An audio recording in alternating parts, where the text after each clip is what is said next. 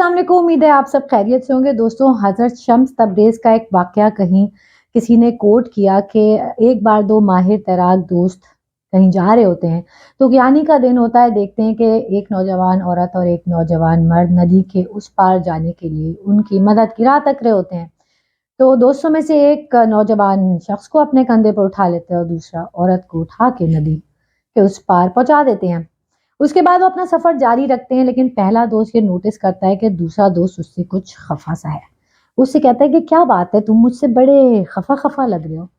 तो वो उसको कहता है कि हाँ, मैं तुमसे इसलिए खफ़ा हूँ कि तुमने एक नौजवान औरत को अपने कंधों पर उठाकर नदी पार कराई। इससे तुम्हारे ईमान ज़ायल होने का या उसके मुतज़लज़ल होने का ख़दशा था, लेकिन तुमने इसका ध्यान नहीं दिया।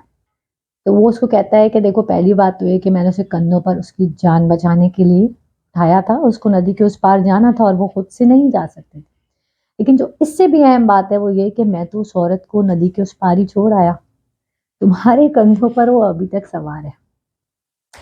इसी तरह हम लोगों के साथ भी होता है, बहुत सारे वाक़यात, बहुत सारे पछतावे, बहुत सारी सोचें, बहुत सारे तजर्बात, बहुत सारे दुःख, बहुत सारे लोग हमारे कंधों पर सवार रहते हैं, जिसकी वजह से हमारा आगे की जानिब सफ़र या तो रुक जाता है या बहुत सुस्त हो जाता है।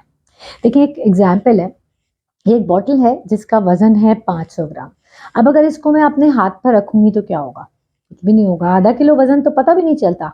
लेकिन अगर मैं इसको 2 घंटे तक अपने हाथ पे रखूँगी फिर क्या होगा? तब ये मुझे पता लगना शुरू होगा ना। और अगर मैं इसको 4 घंटे रखूँ या इसको सारी लाइफ़ ऐसे लेके फिरती रहूँ फिर क्या होगा? तो ये आधा किलो का वज़न मेरी रोज़मर्रा की मसरूफ़ियात में एक बहुत बड़ी रुकावट बन जाएगा, याद रखिएगा।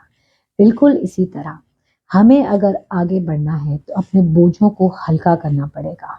बहुत ज़्यादा वज़न के साथ, बोझ के साथ हम आगे की जानिब रवां-दवां नहीं रह सकते। इसलिए बहुत सारे लोगों को, बहुत सारे तजर्बात को, बहुत सारे वाक़यात को, हादसात को आगे बढ़ने के लिए नदी के उस पार ही छोड़ना पड़ेगा। मुझे सुनने का बहुत शुक्रिया। अल्लाह हम सब का हाफ़िज़ व निगहबान।